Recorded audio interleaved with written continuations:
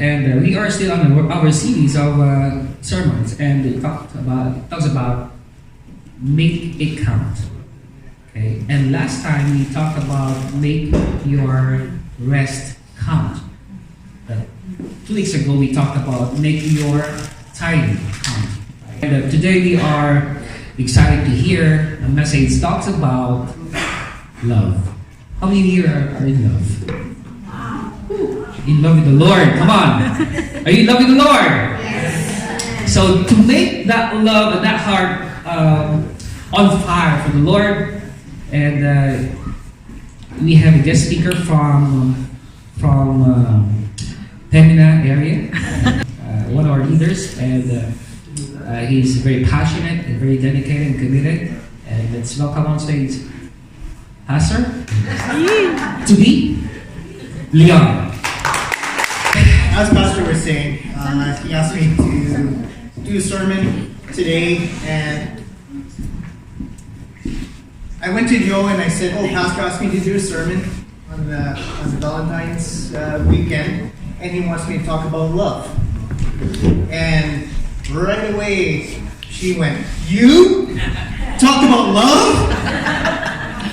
So obviously there's a few things I still need to learn. That's right. And many of you have been married a lot longer than me.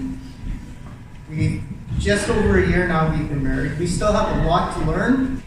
And there's a lot of things that we can learn from you that have been married for many years. Mm-hmm. And it's like, well, what does Leon have that he can tell us?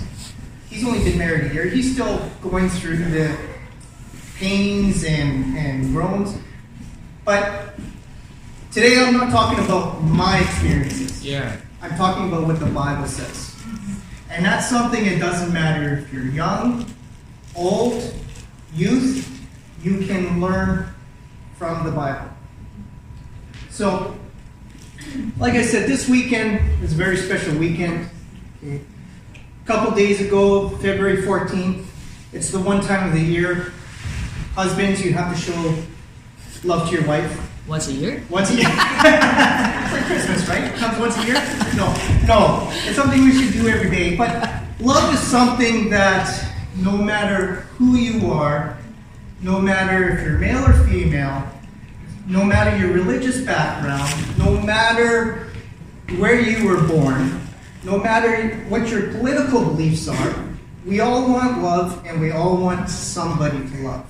There's been many songs in every generation that has written about love. Dean Martin, when the moon hits your eyes like a big pizza pie, that's amore. Then there's Foreigner. I want to know what love is. Yeah. And Ed Sheeran. I found a love for me. Excuse me. Woo! I got something in my eye. But this message is for everyone. That's right. This message is for everyone. It doesn't matter if you've been married for 40, 50 years. It doesn't matter if you are just newlyweds. It doesn't matter if you're in the process of getting married. Dave, you're in the process of planning. And it doesn't matter if you're youth. Okay? What we can learn is something special, especially youth. Zach, in the next 2-3 years, you're planning on getting married, right? No, of course not. Okay, but youth, what you learn about love and what real love is, not superficial love that the world teaches, but real love is going to take you far. It's going to help you get through or pinpoint who really loves you. And that's what we're going to talk about. We're going to talk a little bit more about that, how that affects you. But what you learned today, what you learned this afternoon when you have your session on love, okay, take that to heart.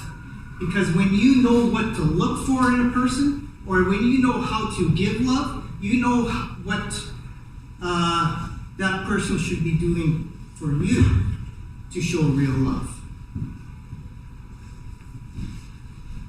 As Pastor taught us in the past, there are different types of love.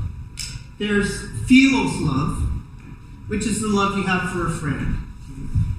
Then there's eros love, which is romantic love. It's those feelings. It's the clammy hands, the sickness in your stomach when you see them. The butterflies, yeah.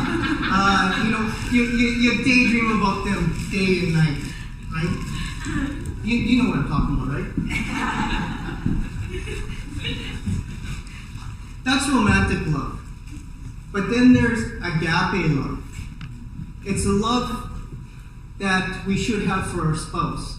It's a love that God has for us.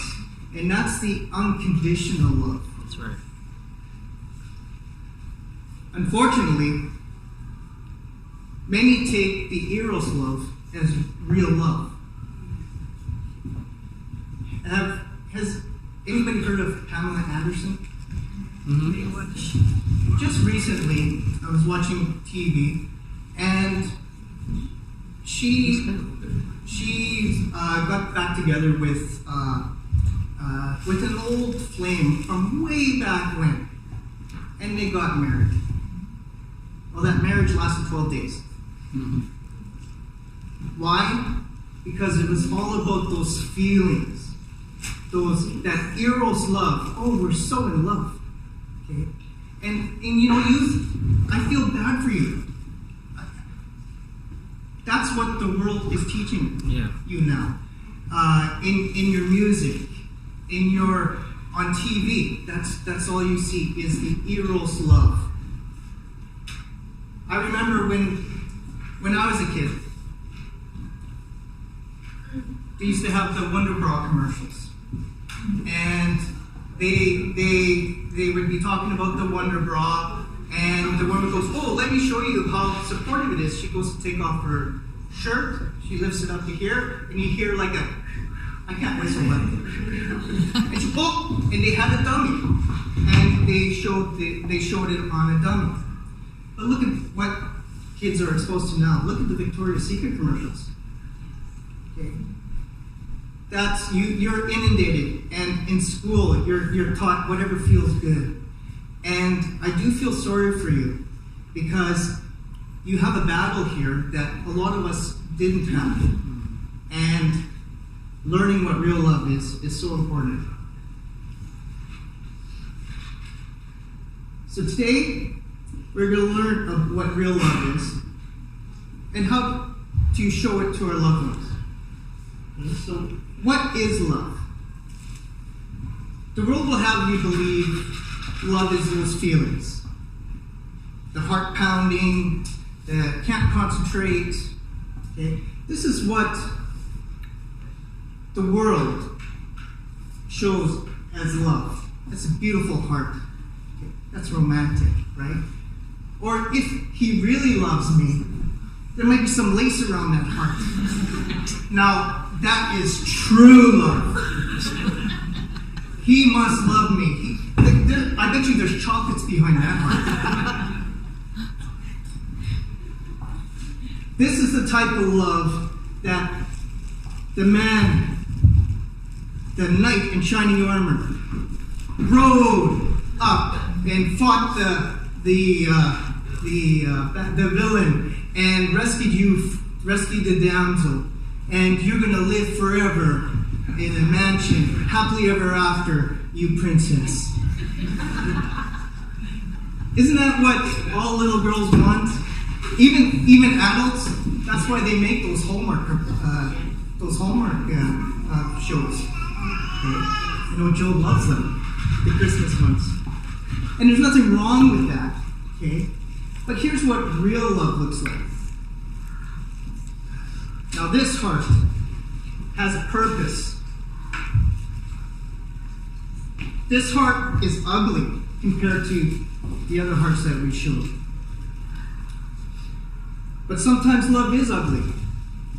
Sometimes you're going through the rough times. Sometimes you don't know whether you can be with that person anymore. Yeah. You're digging through the trenches together. This heart needs to be exercised. You go to the gym. You run around the block. This heart, when it has been exercised, works at full efficiency, pumping life through the whole body, which everything works as one. Agape love is like that. That's right. Agape love is work. Agape love needs to be exercised. And when you get it right, your relationship runs like a well-oiled machine. So, what does the Bible say about love? This is from 1 Corinthians 13, verse 47. Now you notice it does not say anywhere, if you have love, this is the way you're going to feel. You're going to have the butterflies in the stomach. It doesn't say that anywhere there. Yesterday, a lot of us were at the couples night, and the main topic was the 5 love languages. Not once did it say, if your wife or husband loves you, this is the way you'll feel. What it was all about was to show your husband or wife love. This is what you need to do. And this is what this is talking about. Patience. We don't feel patience. We are patient. We are kind. It's a decision. We decide to be patient. We decide to be kind. We decide not to be envious. We decide not to be arrogant or rude. These are all things that we do, not what we feel. This type of love is a lifetime of learning. That's right. This type of love is a lifetime of work. But when you get it right, as many of you have, those hard times become great stories to tell your grandkids. Stories you laughed at. I can't believe we went through this. I can't believe we thought this way. As a couple, you go through those together and your love becomes stronger. Youth, there's nothing wrong with those feelings. The butterflies in the stomach, the sweaty palms. Even as adults, we get it. When Joe and I first started dating, we still get those feelings. But when you know what real love is, and you experience real love, what we're going to talk about, those feelings become so much more. They are deeper than just the butterflies in the stomach. So, how do we love?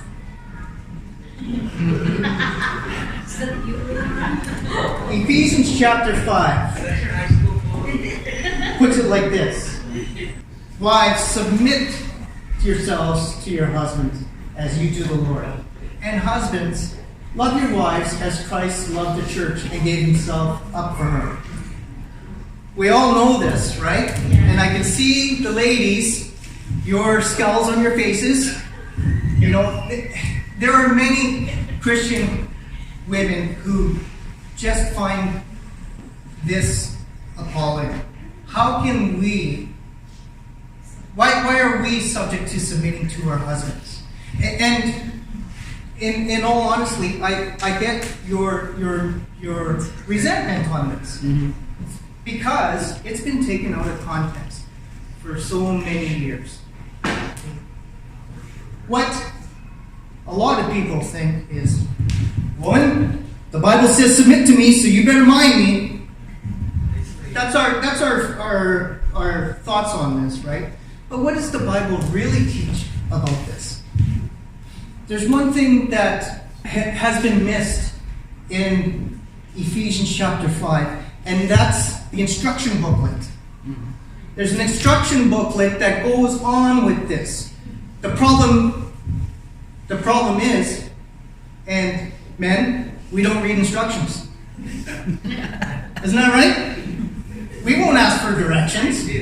We'll search for hours trying to find a place. Or IKEA, you ever try to put something in IKEA? Well, eventually you do have to look at the instructions because it just... But we don't look at instructions. But today, ladies, we're going to open up the instruction book on what it says. All right. Okay. Reach it. So now we're going to start with the ladies. But for Adam, let's all read. But for Adam, no Suitable helper was found. So the Lord God caused the man to fall through deep sleep, and while he was sleeping, he took one of the man's ribs, and then closed up his flesh. Then the Lord God made a woman from the rib he had taken out of the man, and he brought her to the man. Notice it says helper. Ladies, you're a helper to your husbands. And what does that mean? It doesn't mean we lord over our wives. It means... Make something good greater. Right. Yeah. Just got to find where I am. You'll find your direction. Yeah, I'll find it. It's there. You want me to help you? We all have work. We all go to work. And at our work, we have managers and employees. Okay? Now, a good manager, when something needs to be changed or done, will always ask the employees on what they think. We need to implement this. Yes, you're right. We need to implement this. What are your thoughts on the matter? And it's a buy-in. And that's the same thing with the husband and wife. As Genesis 2 verse 24, that is why a man leaves his father and the mother and is united to his wife, and they become one flesh. One flesh means you work together. One flesh means you have one mind. Okay? So it's not husbands, you make all the decisions and never mind what your wife wants. You two are working together. That's right. On building that relationship. One thing, when I was a manager, it was like, get the buy-in of your employees. And the best way to have the buy-in of your employees is to ask for their input. Because even without them knowing it, they're buying in already because it's their ideas. Right. Okay? So, but why did God have Paul write it? Submit to your husbands. Husbands, love your wives. Why would he write it that way? Is it that's the sign of the times, and it has no bearing on our modern lives anymore? Or was there some ulterior motive to make sure man was on top of the woman? That's what many think what that means. Okay? But let's look what science has to say. In 2004, there was a book written by Dr. Emerson Eggerichs, and it was called Love and Respect. And Dr. Emerson did a study where they asked men and women many different questions to find out what they wanted in a relationship, what made them feel loved. And what they found was, and we all want love, that goes without saying. But what he found was that from those questions, women feel loved when they're respected. No, pardon me. Women feel respected when they're loved. Men feel loved when they're respected. We all want love, but how we view love is very different. So God isn't that dumb. Men, love your wives. Because when you love your wife, she feels respected. Amen. Women, submit to your husbands. Because when he feels respected, he feels loved. That's what's missing from that part. Now,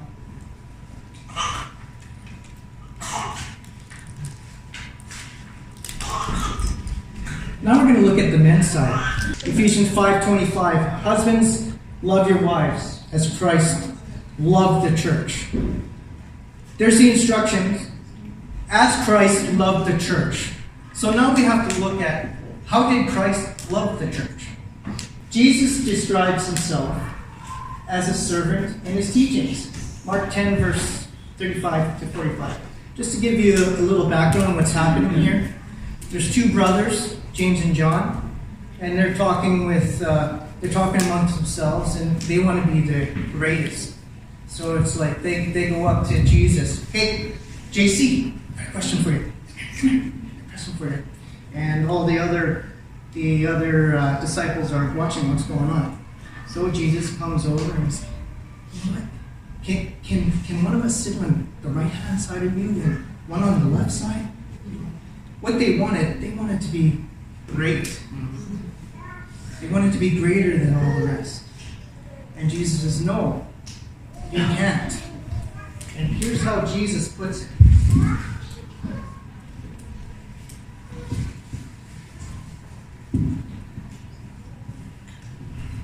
Jesus called them together and said, "You know those who are regarded as rulers of the Gentiles lord it over them, and their high officials exercise authority over them. Not so with you. Instead, whoever wants to become great among you must be a servant, and whoever wants to be first must be a slave to all. For even the Son of Man did not come to serve, but to serve and to give his life as a ransom for many." When we take that teachings of a servant, we don't lord over our wives like the Gentiles did over the people. We don't lord over our wives. We become a servant of our wives. Okay. Ask your wife, we need to work on this. What do you think? And come to two of you, come to an understanding, and then, you make that decision. Okay, what's final? Now, men, this is a huge responsibility on us to get this right. This is huge. In order to have that type of marriage that God is talking about here, we have a huge responsibility. We have a huge responsibility to our wives to get this right. So, next, Jesus shows himself as a servant by his actions. So if we go to John 13, verse 12 to 17. When he had finished washing their feet, this is Jesus washing the disciples' feet, he put on his clothes and returned to his place. "Do you understand what I have done for you?" he asked. "You call me teacher and Lord, and rightly so, for that is what I am. Now that I, your Lord and teacher, have washed your feet, you also should wash one another's feet. I have set an example that you should do as I have done. Very truly I tell you, no servant is greater than his master, nor is a messenger greater than the one who sent him. Now that you know these things, you will be blessed if you do them." Husbands, let's be honest here. you're lording over your wife, how blessed are you? Not very. How does the term go? A happy wife is a happy life? Once again, Jesus is showing us that we are a servant to our wives. We are a servant to our families. As the head, we need to serve. Paul also describes Jesus as a servant. Philippians 2, verse 5 to 8.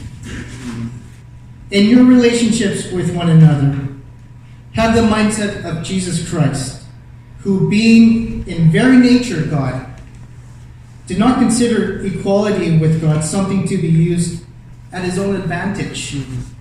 Rather, he made himself nothing by taking the very nature of a servant, being made in human likeness. That's right. Once again, he is the head. We know Jesus is the head of the church. That's right. But he is our servant. Okay? Even now, he's been glorified up in heaven. But he still serves us. He's still like watching out for us. He's still helping us through our lives. And that's how we need to be with our wives. Men, being the head of your household is a submissive role. It is more submissive than the wives. Because whenever you make a decision, you need to decide, am I doing what's best for me? Or am I doing what's best for my family, my wife?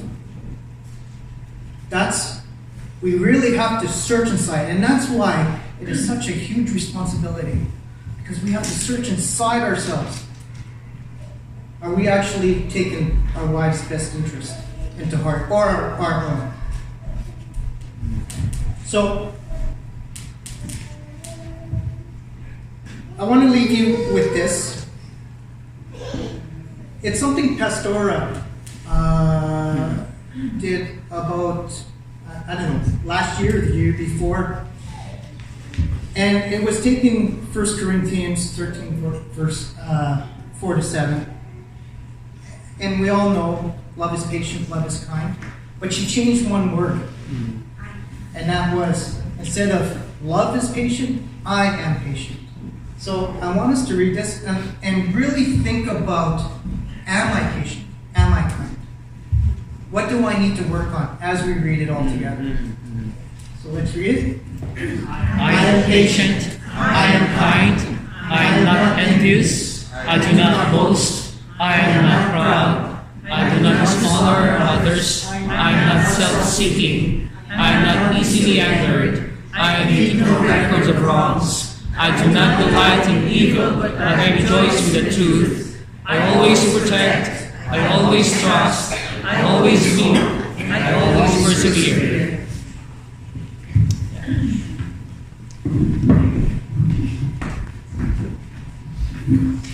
Thank you. Can you just stay and we pray for you? Are you blessed today? And these are a reminder for us that we need to live in love, and that love is God. Live your life to the Lord. Let's pray. Heavenly Father, we thank you for Brother Leon, and thank you, Lord, for the message you've given to us and to use him as your mouthpiece. We thank you, Lord, for the message that we need. Very timely, Lord, that the world needs love. Every family needs love. Every single of us here needs love. And allow us, Lord, to apply what we've learned today. Like Jesus, he lived as a servant. And sometimes, Lord, we as husbands, we want respect. We want to be loved. But the main thing that we need to do is to be a servant for us to receive that respect and love. Lord, help us to continually apply the word that we've learned. Bless Leon and his family and his ministry. This we pray in Jesus' name. Amen. God bless you. Thank you.